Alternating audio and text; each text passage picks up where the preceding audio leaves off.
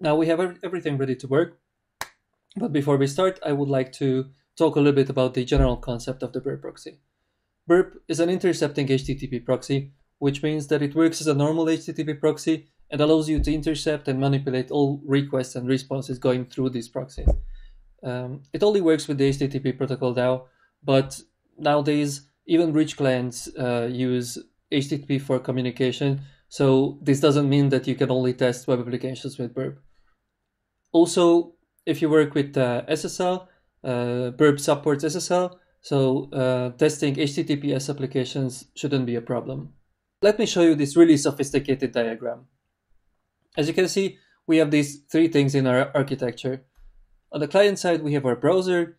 On the server side, in our case, there will be the webGoat, and all traffic goes through Burp, which is our proxy. It's so simple. There is not much to say about this. It is that simple. In the previous section, we told the browser with Proxyboxer to send every traffic through Burp, and this is the most comfortable way.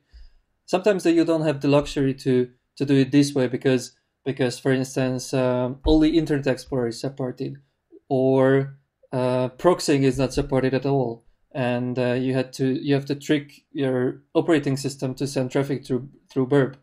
But this is the most comfortable setup, so I recommend you to do it this way with Foxy Proxy and directing everything to Burp, as long as there is no technical difficulty stopping you. Let's look at Burp a little bit before going into details. So this is our Burp proxy, or yeah, this is the Burp suite.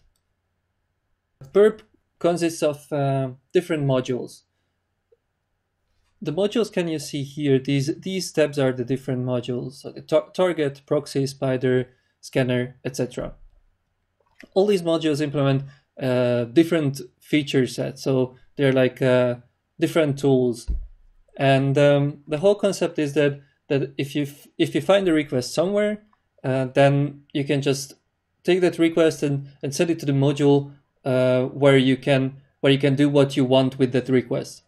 So, for instance, mostly our requests are here in the proxy because here you can see everything which went through your proxy.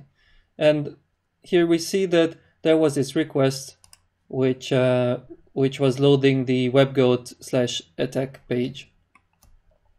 So if we thought that this request was interesting and we want to play with it manually, then we can just right click on it and say send to the repeater. And now you see the repeater turned orange, showing that there is a new request there, and you see here are the requests which were sent to the repeater. And then you can start playing with this request in this repeater. I don't want to show you what repeater exactly does because there will be a section for each module, and I will explain everything in details there. Just to quickly go through, as I mentioned, the proxy is the place where you see what went through your proxy.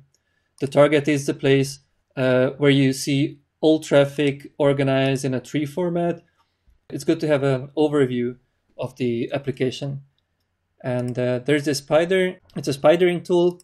There's a scanner, which is not available in the free edition, but otherwise it's an automated scanner tool.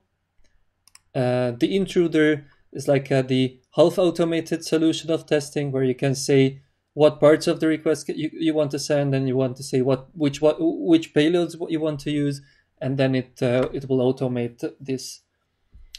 The repeater is the very manual test where you play with one request at a time and see what's the response.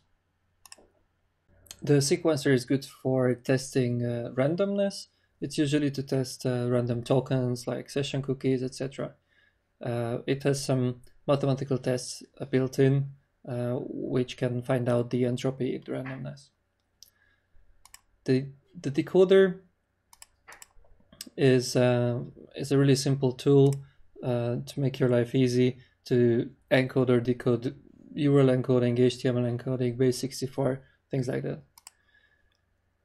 The compare allows you to compare request responses, generally some kind of strings.